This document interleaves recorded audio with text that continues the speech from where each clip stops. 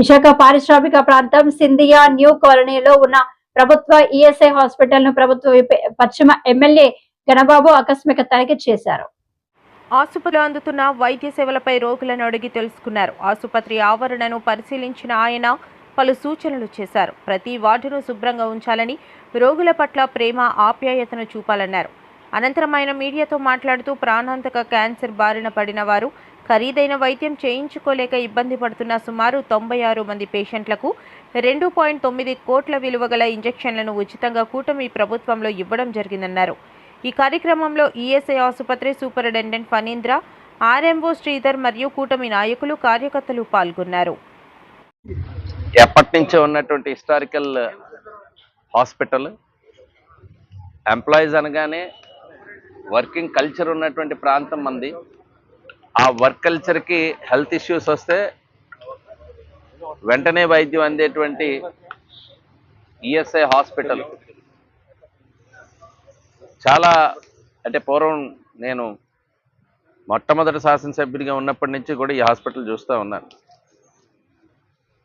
అంచెలంచెలుగా అనేక ఇష్యూస్, అంటే కొత్తగా వచ్చినటువంటి నిర్ణయాలకు అనుగుణంగా ఒకప్పుడు ఇక్కడే వైద్యం అందే పరిస్థితుల నుంచి ఇక్కడికి వచ్చిన వారిని రెఫరల్ చేస్తూ కార్పొరేట్ వైద్యం, ఈరోజు ఎన్టీఆర్ వైద్య సేవ ఏ రకంగా హాస్పిటల్స్లో, ప్రైవేట్ హాస్పిటల్స్లో కూడా వైద్యం అందుతుందో ఆ రకంగా ఇక్కడికి వచ్చినాక ఆ వైద్యాన్ని ఈరోజు అందించే క్రమంలో విశాఖ నగరంలో ఉండేటువంటి అనేక హాస్పిటల్స్తో టైఅప్ చేసుకోవడం, అదేవిధంగా టెస్టులకు వచ్చేటప్పటికి కూడా ఒక డయాగ్నిక్ సెంటర్తో కూడా టైఅప్ చేసుకోవడం ద్వారా మెరుగైన వైద్యం అందించాలనేటువంటి దృక్పథం. ఎందుకంటే ప్రభుత్వం ఈరోజు హెల్త్ పైన ఖర్చు పెట్టే ప్రతి పైసా కూడా పేదవాళ్ళకి మెరుగైనటువంటి వైద్యం అందించాలనేటువంటిదే దృక్పథం.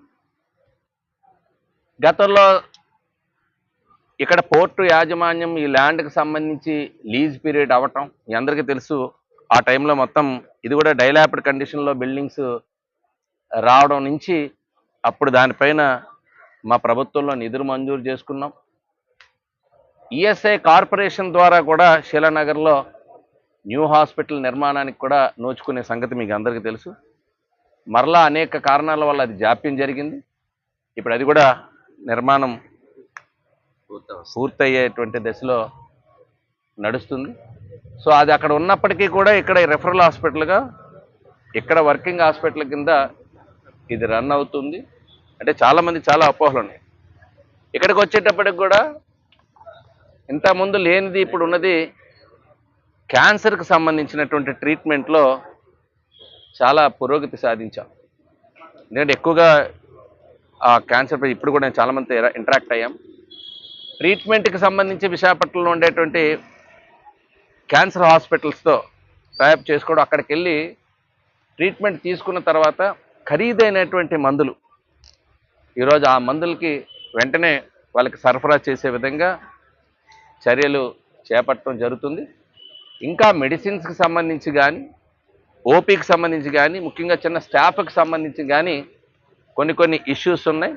వాటిని కూడా త్వరలో ఆ ఇష్యూస్ అన్నీ కూడా రిజాల్వ్ చేస్తూ మెరుగైన వైద్య సేవలు అందించే విధంగా ఈఎస్ఐ హాస్పిటల్ ఉండాలనేటువంటి ఉద్దేశంతో ఇక్కడ, ఎందుకంటే ఎక్కువ మంది వర్క్ ఫోర్స్ని దీన్ని ఉపయోగించుకునే పరిస్థితి ఉంది. ఇక్కడే మనం చుట్టూ పరిశ్రమలు ఉన్నాయి. రెగ్యులర్గా పర్మనెంట్ ఎంప్లాయీస్ కంటే కూడా అత్యధిక శాతం ఈ కాంట్రాక్ట్ కార్మికులే ఉన్నారు. వాళ్ళందరికీ ఉన్నటువంటి అవకాశం ఈఎస్ఐ.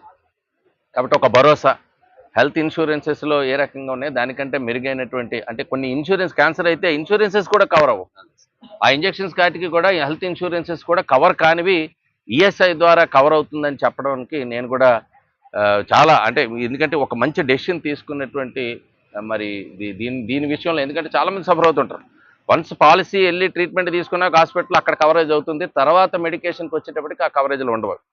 సో అలాంటివి కూడా ఈఎస్ఐలో ఇక్కడ కవర్ అవుతున్నాయి. కాబట్టి ఇట్లా మెరుగైన వైద్యం ఇంకా అన్ని రకాలుగా అందించడానికి ఈరోజు ఆ మధ్యకాలంలో కొంచెం డ్రగ్స్ ఇష్యూస్ వచ్చాయి. ఇప్పుడు అవి కూడా ఫుల్ ఫ్లెడ్జ్డ్గా సఫిషియెంట్గా మెడిసిన్స్ కూడా అందుబాటులో రావడం జరిగింది. నేను ఇప్పుడే సూపరింటెండెంట్ గారికి కూడా చెప్పాను.